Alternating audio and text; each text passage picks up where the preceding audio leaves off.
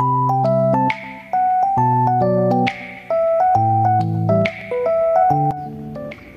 anak-anak, selamat pagi. Bagaimana kabarnya hari ini? Luar biasa baik. Baiklah, sebelum kita memulai pembelajaran kita pada pagi hari ini, alangkah baiknya kita berdoa terlebih dahulu. Berdoa menurut agama dan kepercayaan kita masing-masing. Berdoa dimulai. Berdoa selesai. Baiklah, ibu akan absen anak-anak ya. Coba anak-anak lihat teman-temannya di samping kiri, di samping kanan, depan maupun di belakang. Teman-temannya masuk semua tidak? Atau ada yang tidak masuk? Masuk semua ya. Hebat anak-anak ibu, masuk semua hari ini. Baiklah, di sini kita akan belajar tema 6, subtema 1, dan pembelajaran pertama. Apakah anak-anak sudah siap untuk belajar hari ini? Yuk kita semangat untuk belajar hari ini. Nah, sekarang anak-anak coba perhatikan ketiga gambar berikut ini. Nah, sekarang gambar ini anak-anak amati ya. Sudah? Nah, ibu mau bertanya, apakah persamaan dari ketiga gambar ini? Ada yang tahu? Iya, betul. Jadi kita bahas satu-satu ya. Gambar pertama, ada gambar anak laki-laki yang sedang berjemur di bawah terik matahari pagi. Kalau gambar yang kedua, gambar ibu yang sedang menjemur pakaian. Dan yang ketiga, gambar sedang memasak air.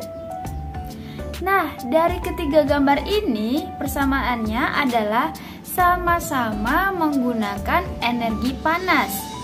Ya, jadi gambar yang pertama adalah anak laki-laki yang berjemur di bawah sinar matahari ini menggunakan energi panas dari sinar matahari.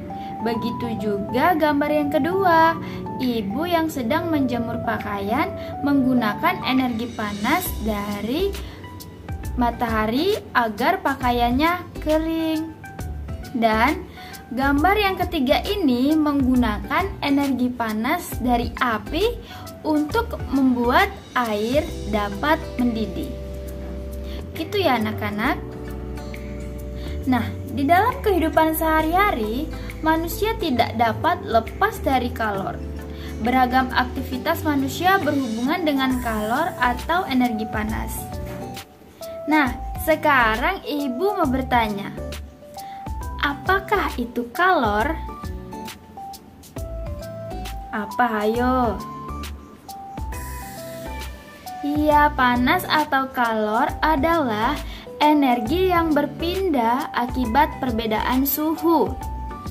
Sumber energi panas adalah benda yang dapat menghasilkan energi panas. Apa saja sih sumber-sumber energi pada benda yang menghasilkan energi panas? Nah, sekarang anak-anak perhatikan baik-baik ya sumber energi panas. Nah, sumber energi panas yang pertama adalah matahari.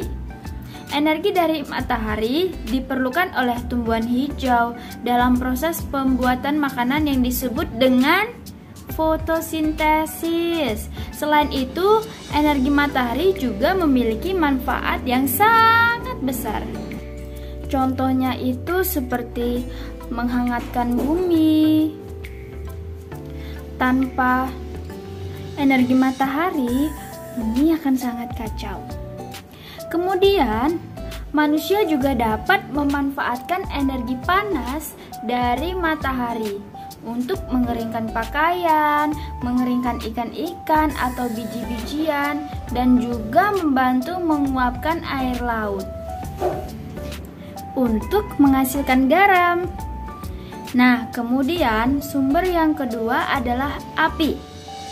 Api ini adalah sumber energi panas yang lain banyak manfaat api bagi manusia.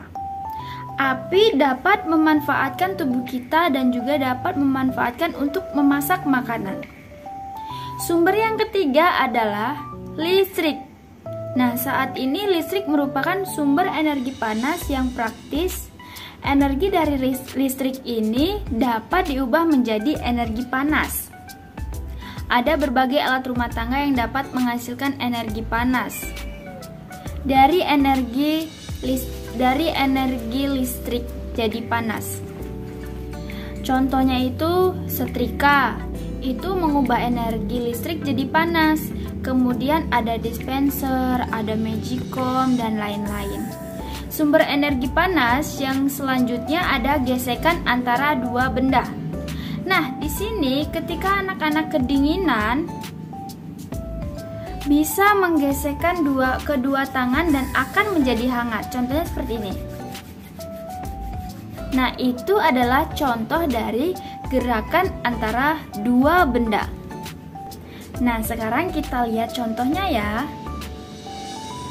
Nah, ini dia contoh gambarnya. Silakan dilihat ya anak-anak. Nah, jadi ini ya anak-anak sumber-sumber energi panas yang ada di sekitar kita. Nah, sekarang kita lihat di sini ada dua orang yang sedang bercakap-cakap.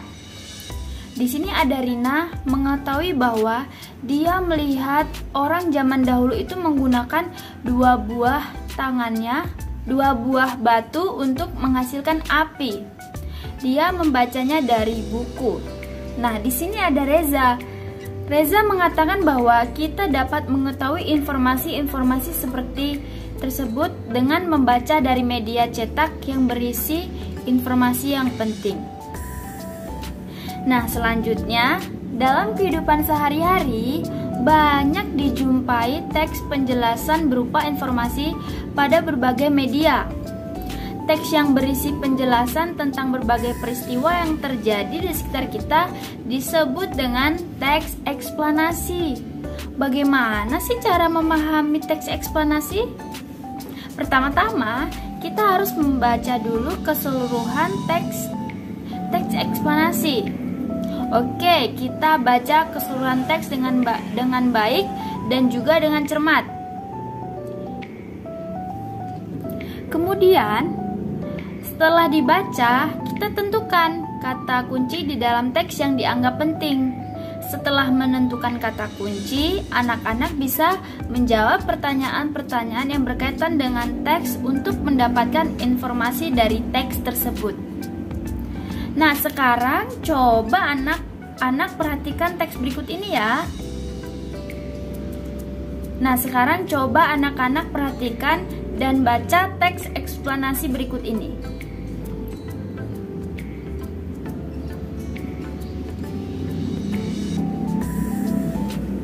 Sudah selesai membacanya anak-anak?